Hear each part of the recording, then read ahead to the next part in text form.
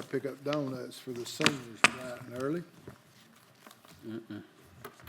So, No, she just. yes, sir. Buildings. Oh, we're recording. Good evening, everyone. Today is November 18th, 2019. Welcome to the Park and Recreation Advisory Committee meeting. We have several that's out, but we do have enough for a quorum, and I call this meeting to order. I need a motion and a second for the approval of minutes from last meeting. Make a motion to approve. Second. I have a motion and a second. All in favor? Aye. Motion passes. All right, we're going to start out with some of the good stuff that's been going on so the folks at home can listen in, hopefully, when they see this.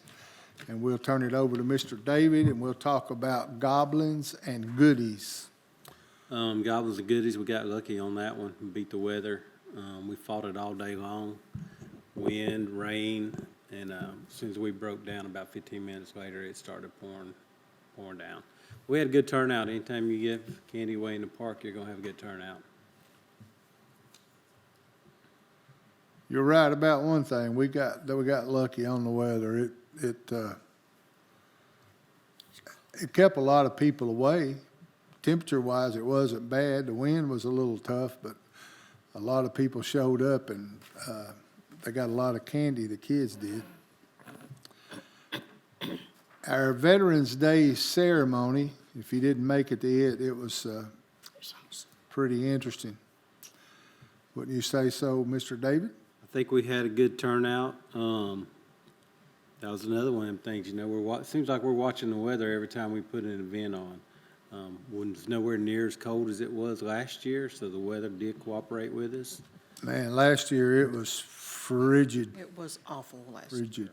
Yeah, it's hard to pull. That's what Kathy and I were talking about a little while ago. It's hard to pull something like that off when you're dependent on 6 or 7 different people to show up and be there and not run into some kind of issue where they're late. 3 speakers showed up, color guard for the high school, the young lady with the band that played taps. So it's hard to get all those to get. Is that? Sage. Oh, and the young lady that sang national anthem, and the pastor here at Church of Christ. It's hard to get all those people together and nothing go wrong with it. So we're pleased with that turnout. We had a good day. Yeah, I told you about that young lady, boy, she can sing. She can sing. All right, we got Parade of Lights coming up December the 7th. Parade of Lights, December 7th. Parade will start at Veterans Park, come down Murfreesboro Road, and end here at City Hall. It was announced today that our Grand Marshal is Miss Laura Davidson, Chief of Box 100. We're glad to have her on board. We will have, the Senior Center will be offering cookies and hot chocolate here at City Hall. I believe Santa's going to make a visit, and maybe Mrs. Claus to ride in the parade and possibly take pictures. And Vergne High School Choraleers, I think they're on board to sing a couple songs for us, holiday songs, and then fireworks display after the tree lighting. Well, now the tree lighting, will it be the original tree that are we going to have? Yes, ma'am. It'll be out here in front of the water building. We're going to go to that location. I think I moved it back there last year to that one. Not going to be a fake tree. Well, we have more room over here on the side of the building. I think more people probably like the real tree. So we can make it work. So what time will the parade leave Veterans? It leaves at 6 p.m. It'll leave at 6. Yes, So sir. we're going to try to have the tree lighting around 6. It'll probably be around 7, a little bit after 7. Yes, sir. All right. Martin Luther King ceremony will be here at the City Hall in this boardroom. I'm guessing that's where it was last year. Yes, sir. Yep. 10 a.m. is our time we're shooting for right now. We do not have our speakers lined up as of yet. We'll try to get at least 2 or 3 guest speakers that day also, somebody to lead the prayer. So we're still in the beginning stages of trying to get all that lined up, but it will be here at City Hall in the boardroom. All right, good deal. I like that. Last year I listened to, well, all of them, but particularly Mr. Clark. He taught me a lot of things about Dr. King that I did not know. I knew quite a bit, but I didn't know that. Winter formal, I don't even know what that is. Yeah, Well, that is previously our father-daughter dance. So, last year I think it got rebranded from the father-daughter dance to the butterfly ball. I think this year we're gonna go, it's just gonna be from here on out our winter formal, and then every year it'll have a different theme. I think this year's is making memories. So it's basically our father-daughter dance, but we welcome everybody out. Mothers, sons, anybody that wants to come is welcome. Is that gonna be at Roy Waldron? Well, as of now, it's not at Roy Waldron. The date on the February the 8th, we may have to change this date. Waldron Gym is booked up on February the 8th, so we've reached out to the middle school. We're waiting on them to come back. If something conflicts with that date for them, we may move that up to the 1st, which would be the previous Saturday, if Waldron's available. I think we may be able to get on into Waldron on the 1st. That thing has grown a lot. Yeah, the first several years, we had it at the multipurpose building, and it only took probably 2 years to outgrow that. So we get an update on the survey results. We will pass those out to you guys.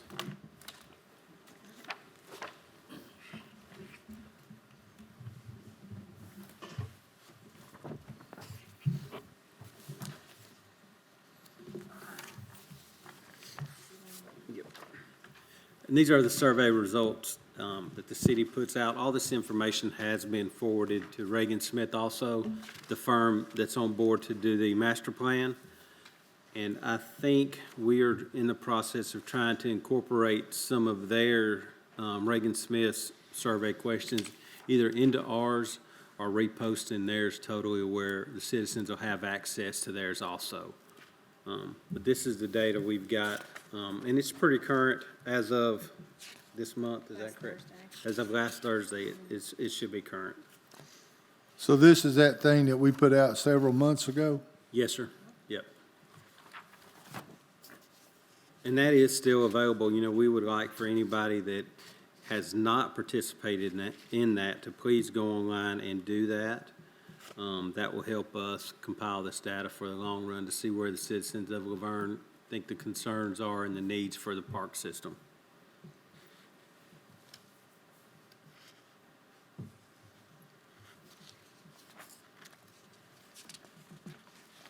That's good stuff.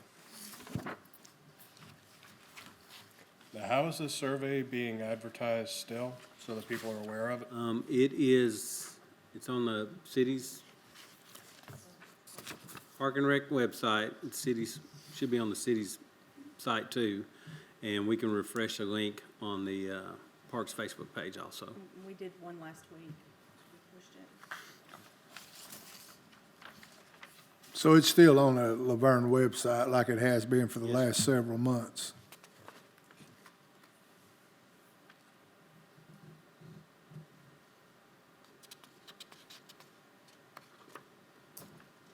Any questions about this?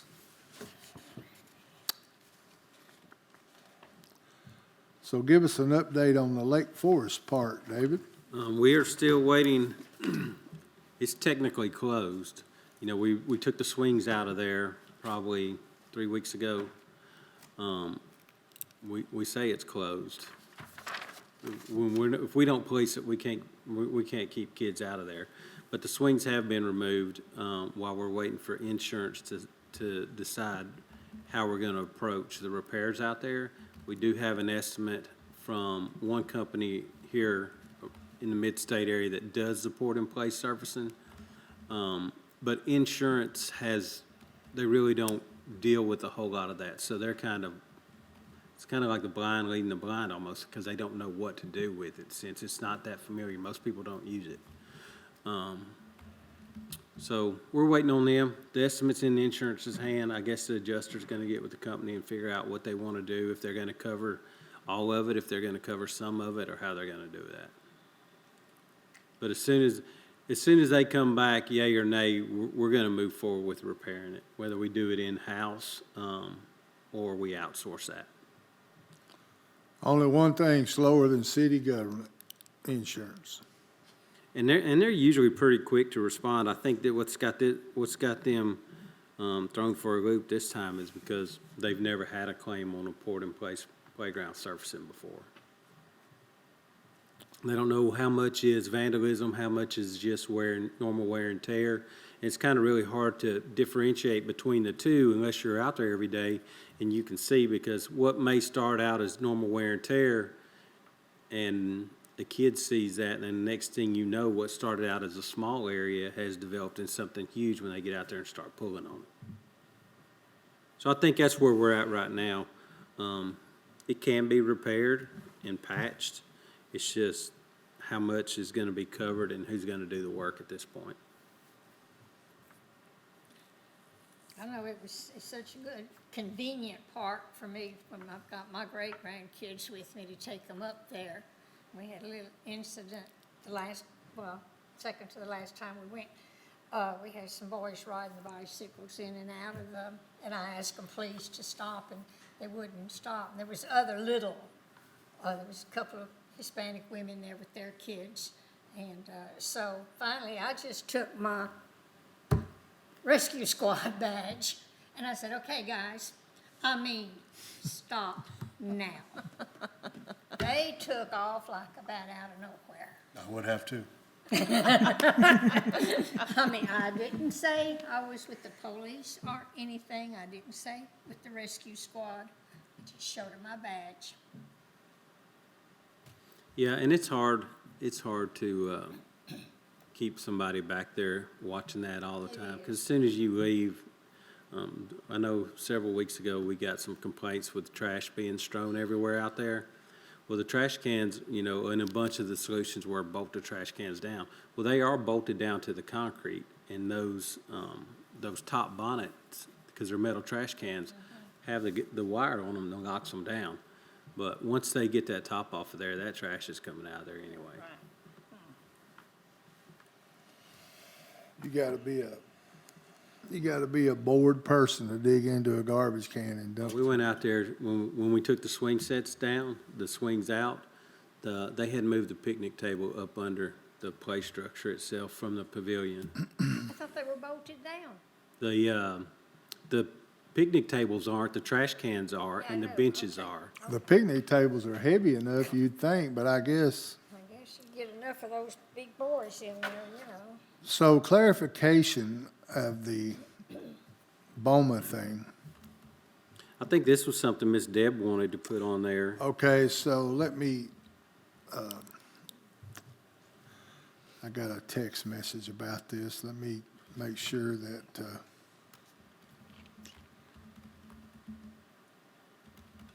the clarification of the BOMA decision, she said that she can't be here tonight, but she would ask that we defer this to the next meeting.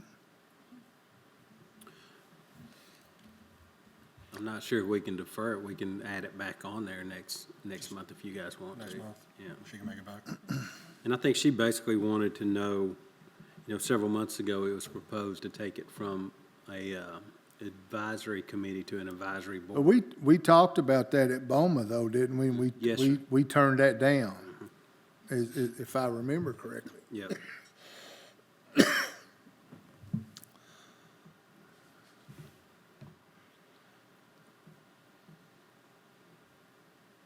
So I guess, we as a board, do we need to vote on bringing this up again next meeting or just kill it I right think here? she just wanted to be part of the conversation, so we could put that back on the next month's agenda if you guys want to, so she'll be here to take part in that.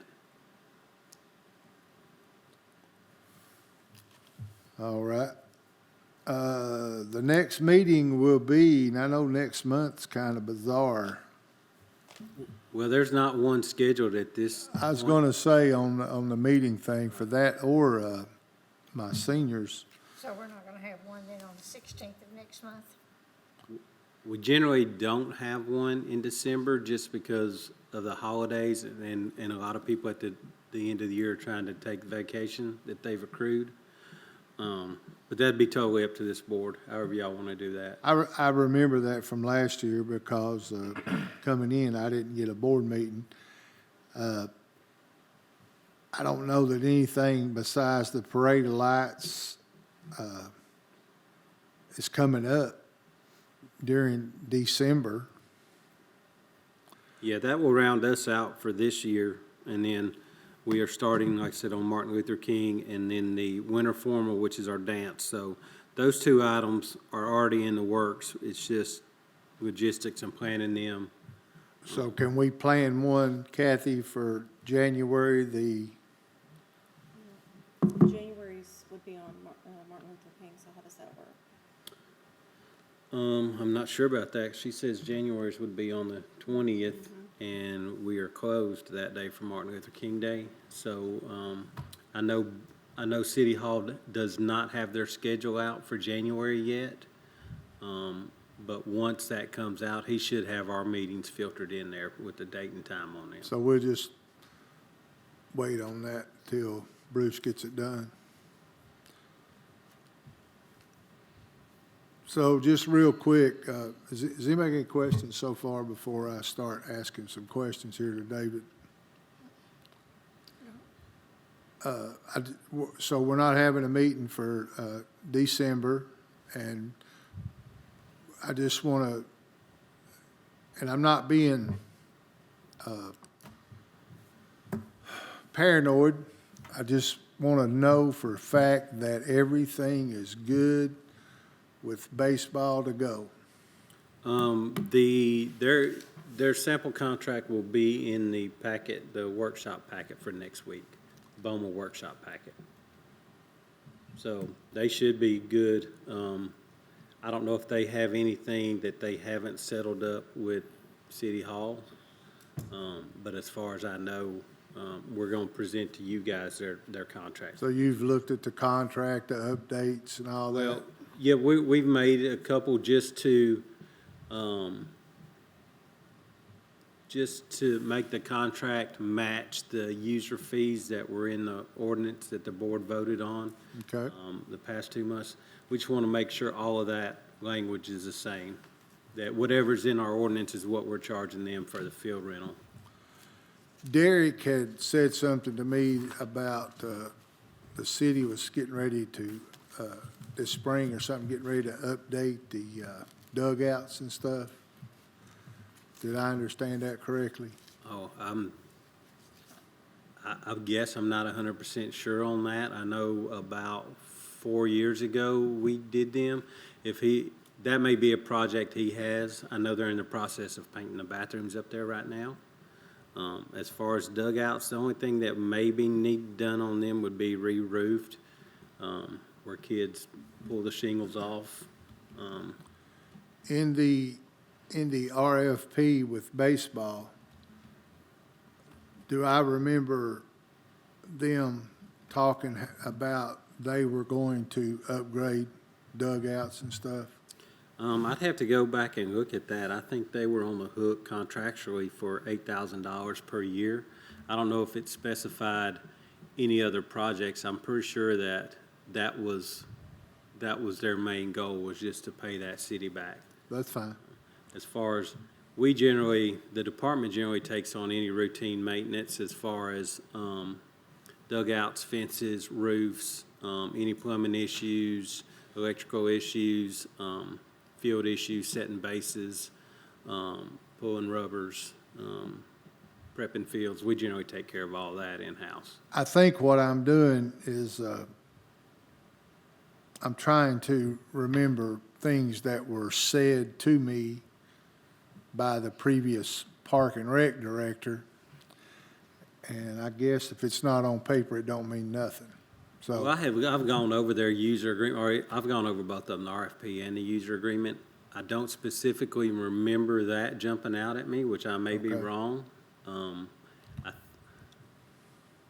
I don't think it specifically said that they would, I think what they're, according to their contract, what they're responsible for maintaining is basically the equipment like in the concession stands. Once they move in, if something breaks down there, that they're responsible for repairing that or replacing it. As far as the dugouts, I wouldn't see that would be specified because there's so much other stuff up there that needs attention also throughout the course of the year. Your ball field lights, bulbs, sockets, bases. Now, I know they did buy some pitching rubbers, and I think he bought all new bases to start the year with also, which in the past, that's an expense that the city's incurred, just gone out and purchased those herself. okay. I knew there was some things in there. I'd have to go back and look at it. And like I said, I'm not being paranoid. I just want to make sure that they can get the ball rolling so they're not thrown under the bus like they were last year. And I think they have already started, they've already got their, some of their advertising out there for the spring league. So they should be well underway with that. I'm pretty sure he's gonna keep his, registration fees the same. I don't believe that's gonna go up. I don't wanna throw a figure out there because I'm probably gonna be wrong, but I'm pretty sure it's gonna be the same as it was in the fall. The other thing I wanted to talk about was, this got pushed back, was when can I start talking about my flag football game? We don't have a date, did we have a date for that? Warmer. I'm ready. When it gets warmer. Yeah. I think that's kind of one of them things. Is that gonna fall under the senior center, or is that gonna be for the new events coordinator to spearhead? I don't have an answer for that. Because at this point, that job just closed last Tuesday on the 12th. And so we're in the process now of vetting applications. And with the holidays coming up, I really don't expect that job to be filled before the end of the year. No, and that's fine. I just want to, because last year we talked about it here in this quorum about that, and we decided we would nudge it back till about March or April. So I'm just trying to get a 5 or 6 month jump on it so I can squeeze it in there. And one more thing to throw in the furnace is, I think I got some help. I would like to talk with Michael and try to get a co-ed softball, adult softball league started. Because that field's sitting down there going to waste. We get a bunch of us old fat guys out there, And girls. and girls. I think it would be fun. I think it would be another camaraderie for the community. I think it would give the city a little bit of money from it, of course, But just, I know we used to have a great co-ed softball league adult when Kelly was alive, if you remember him. Yep, at one time, that was the best league to be in. Yeah. If you were in this area. And I think they only took 10 teams. Yeah. So you were fighting to get in here. If you had a team, that's where you wanted to play. Yeah, those are just, like I said, some of the things that I've been thinking about, and I can get help. So it's not like something the city's got to worry about. But I didn't know exactly if that fell under Michael's umbrella because, Well, he has used all the city fields per his contract, but I don't know if that would even be something he would be interested in doing. And if he's not interested in doing, then the city could possibly step in. We get a new events coordinator and spearhead that. Also, there's other things we want to venture out into. You've heard us say soccer so many times. So we've got plans when a new events coordinator gets in here. They're going to be busy the next, several months trying to catch up. that's good, I like to hear that. But I do agree with that. It's a shame to see that field, what it used to be, I don't even know, 10 years ago, 15 years ago, I played on that field when I was 18. That was the biggest men's league around here. So it's a shame to see that sit there vacant when there could be a use for it or a need for it. It was full every weekend as a tournament, you know. We didn't play any league games down there, but we always rented it out for a team to come in and hold a fundraiser. I remember it well. It was a good time. All right, so we'll wrap this one up. We'll start with Miss Carroll. Miss Carroll, you got any comments, questions, concerns?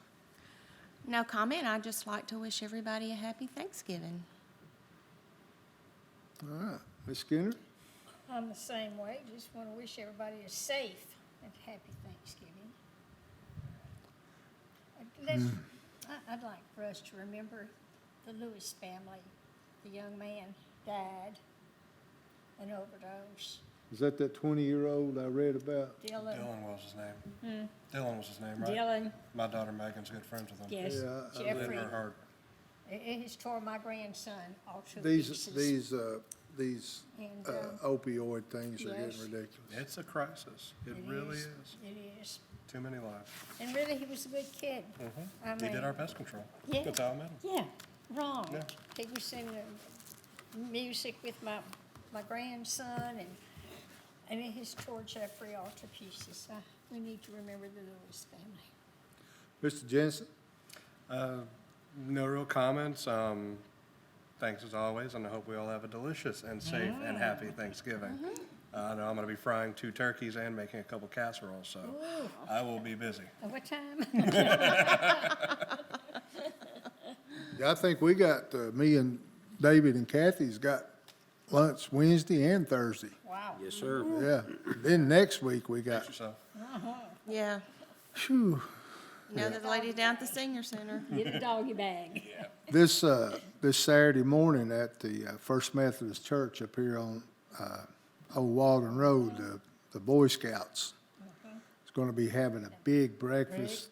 Big breakfast. So if you guys get a chance, Mr. Bob Simon was supposed to went home today. I'm not sure if he did or not, but he came to the center the other day and he was doing a lot better. And he will be there Saturday if at all possible. And he's some kind of spunky. He is. So I don't really have anything. Sounds like David is doing a good job. I knew he would. We got some questions answered, and congratulations to Laura Davidson Yes. for being the marshal. I don't know who's going to direct traffic now. We got it.